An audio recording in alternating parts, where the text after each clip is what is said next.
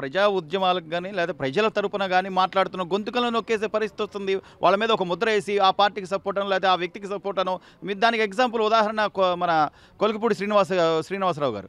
ఆయన మాట్లాడింది ఆయన భావ ప్రకటన స్వేచ్ఛకు సంబంధించి. మరి ఆ రోజున రాష్ట్ర ప్రతిపక్ష నేతగా ఉన్న వ్యక్తి రాష్ట్ర ముఖ్యమంత్రిని ఉరిదీయాలి, లేతే చెప్పులతో కొట్టాలి అన్నప్పుడు మరి ఈ భావ ప్రకటన స్వేచ్ఛ ఏమైపోయింది? ఈ సీబీసీఐడీ ఏమైపోయారు? ఇంత ఇంత అణగదొక్కే విధానం ఎందుకంటారు? ఈ రోజున ఈ నాలుగున్నర సంవత్సరాల పరిపాలనా కాలంలో ప్రభుత్వానికి వ్యతిరేకంగా ఎవరు మాట్లాడినా గొంతు నొక్కారు. సోషల్ మీడియాలో ఎవరు పోస్ట్ పెట్టినా, రంగనాయకమ్మ పెట్టినా, లేదా జర్నలిస్ట్ అంకబాబు గారు పెట్టినా, మరొకరు పెట్టినా కూడా వెంటబడి గోడలు దూకి అరెస్టులు చేశారు. అసలు అమరావతి మహిళలు అయితే అన్యం పుణ్యం తెలియకుండా కేవలం భూములు ఇచ్చిన కోసం వాళ్ళ చీరలు లాగారు, వాళ్ళ జాకెట్లు దించారు, రక్తాల కళ్ళ చూశారు. 60 సంవత్సరాల రైతు మీద 64 కేసులు పెట్టారు. అన్ని వేధింపుల పర్వం చేస్తున్న విషయం మనకు తెలియదేం కాదు. మీ పిల్లలు ఇంటర్మీడియట్ మరియు ఎంసెట్ చదువుతూ సబ్జెక్ట్స్ లో కన్ఫ్యూజ్ అవుతున్నారా? కాన్ఫిడెన్స్ లెవెల్ తక్కువగా ఉందా? రిపీటెడ్ మిస్టేక్స్ చేస్తున్నారా?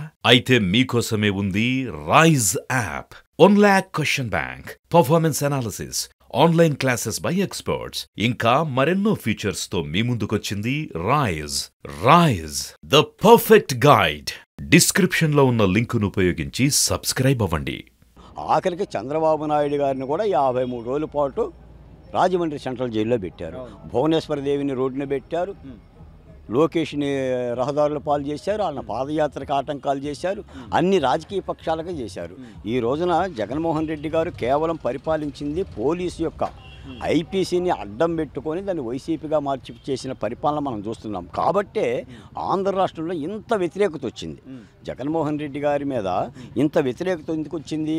మీరు నవరంధ్రాల ద్వారా మీరు ఇచ్చామని చెప్పినా, నేను బట్టలు నొక్కుతున్నా, నేరుగా పోతున్నాయి అని చెప్పేసి మీరు సాగదీసి చెప్పినా, నా ఎస్సీ, నా ఎస్టీ, నా బీసీ, నా మైనార్టీ అని మీరు పాటలు పాడినా ఎవరు వినేవాళ్ళు లేరు. ఎందుకంటే మీరు ఎస్సీ అనగానే డాక్టర్ సుధాకర్ గుర్తుకొస్తున్నాడు, మీరు బీసీ అనగానే అబ్దుల్ సలాం గుర్తుకొస్తున్నాడు, ఎస్టీ అనగానే రమాకాంత్ భూక్యా గుర్తుకొస్తున్నారు.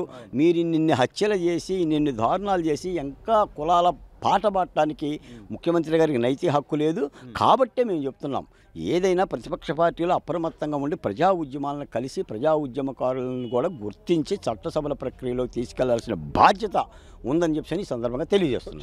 చివరిగా బాలకోటయ్య గారు, ఈ రోజున 4.5 సంవత్సరాల జగన్మోహన్ రెడ్డి గారి పరిపాలనలో అనేక విధాలుగా నష్టపోయిన రాష్ట్రం ఈరోజు అప్పుల్లో మొదటి వరుసలో ఉంది, నిరుద్యోగంలో మొదటి వరుసలో ఉంది. ఇన్ని రకాలుగా ప్రాజెక్టుల విధ్వంసం అని కానీ, లేకపోతే ఎన్ని రకాలుగా ఆంధ్రప్రదేశ్ నాశనం అవ్వాలి, అన్ని విధాలుగా అయింది. సో ఇప్పటికైనా రాష్ట్ర ప్రజలు జాగ్రత్తతో ఉన్నారనుకోవచ్చు అంటారా?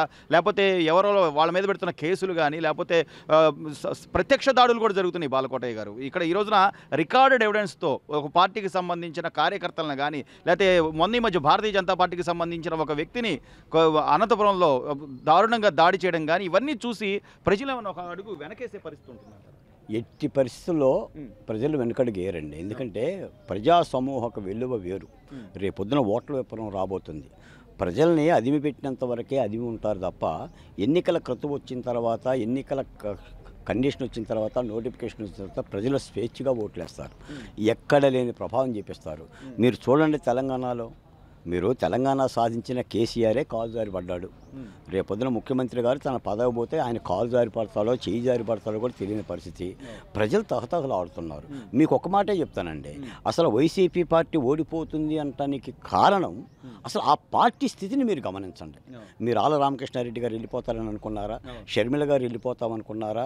ఈ రోజులైతే కానీ తెలియలేదు సార్. ఆల రామకృష్ణారెడ్డి నేను మాట్లాడుతూ 8,000 కోట్లు ఇస్తాను, 800 రూపాయలు కూడా ఇవ్వలేదని చెప్పి, అంటే ఈ 4.5 సంవత్సరాలు ఆయనకు తెలియదా? వాళ్ళు పదే చెప్పారు. నేను చెప్తున్నాను సార్, అమరావతి రాజధానిని ఛిద్రం చేయడానికి దాదాపుగా 80 మంది వైసీపీ ఎమ్మెల్యేలకు ఇష్టం లేకపోయినా జగన్మోహన్ రెడ్డి గారు ఒక హుకుం జారీ చేసి తొక్కిపెట్టాడు.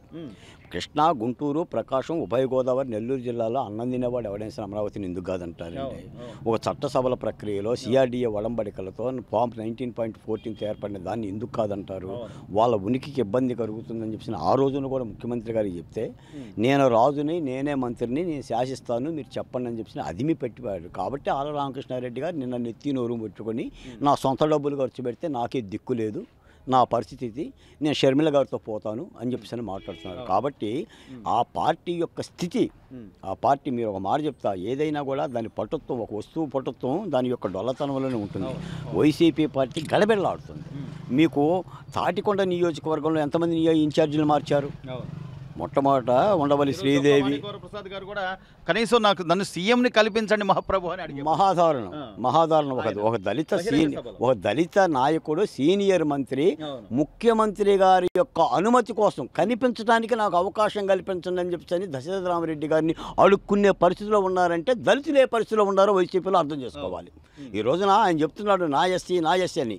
నీ దళిత నాయకుడు డొక్కా మాణిక్య వరప్రసాద్ గారు నీ యొక్క కలయిక లేక, నీ యొక్క పర్మిషన్ లేక నిన్ను గెలవటానికి వేదికగా బహిరంగంగా చెప్పుకుంటున్న పరిస్థితిలో ఈ రోజున రాష్ట్రంలో దళితులు మొత్తం కూడా ఆలోచించాలి. తాడికొండ నియోజకవర్గానికి ఇప్పుడు 4 మార్చారు. ముందు ఉండవల్లి శ్రీదేవి అన్నారు, తర్వాత ఏదో సురేష్ అన్నారు, తర్వాత మాణిక్య వరప్రసాద్ అన్నారు, ఈరోజు సుచరిత అన్నారు ఒక నియోజకవర్గానికే. అందుకని జగన్మోహన్ రెడ్డి గారి పార్టీలో ఇక ఉండటానికి ఎవరికి కూడా లేదండి. ప్రతి ఎమ్మెల్యేకు ఆత్మగౌరవం ఉంటుంది, ఒక గౌరవం ఉంటుంది. ఈ రోజున ఒక ఎమ్మెల్యే సీటుకి 30 కోట్లు, ఒక ఎంపీ సీటుకి 120 కోట్లు అడుగుతున్నావు. ఎవడబ్బగాడు సొమ్ము? ఇన్ని కోట్ల రూపాయలు పెట్టి గెలిచి వాళ్ళు ప్రజావేదికలో గెలిచి ప్రజా విశ్వాసం పొందేసేసి ఇన్ని పాదాక్రాంతం అవటానిక, అంటే వాళ్ళ డబ్బులు వాళ్ళు పెట్టేసేసి మీ పాదాల దగ్గర శరణం అని చెప్పేసి దాసత్వం చేయటానికి, ఊడిగం చేయటానిక. కాబట్టి ముఖ్యమంత్రి గారి యొక్క పరిస్థితి ఏంటో రాష్ట్ర ప్రజలకు అర్థమైపోయింది. కాకపోతే ఏంటంటే మొట్టమొదటిసారిగా జగన్మోహన్ రెడ్డి గారు వస్తే ఏదో చేస్తాడు, ఏదో కష్టపడ్డాడు బిడ్డడు అనే ఒక భావంతో ప్రజలు ఓట్లేశారే తప్ప పరిపాలన చూశారు. కాబట్టి తప్పనిసరిగా వైసీపీకి వ్యతిరేకంగానే రాష్ట్ర ప్రజలు తీర్పిచ్చే పరిస్థితి ఉంది.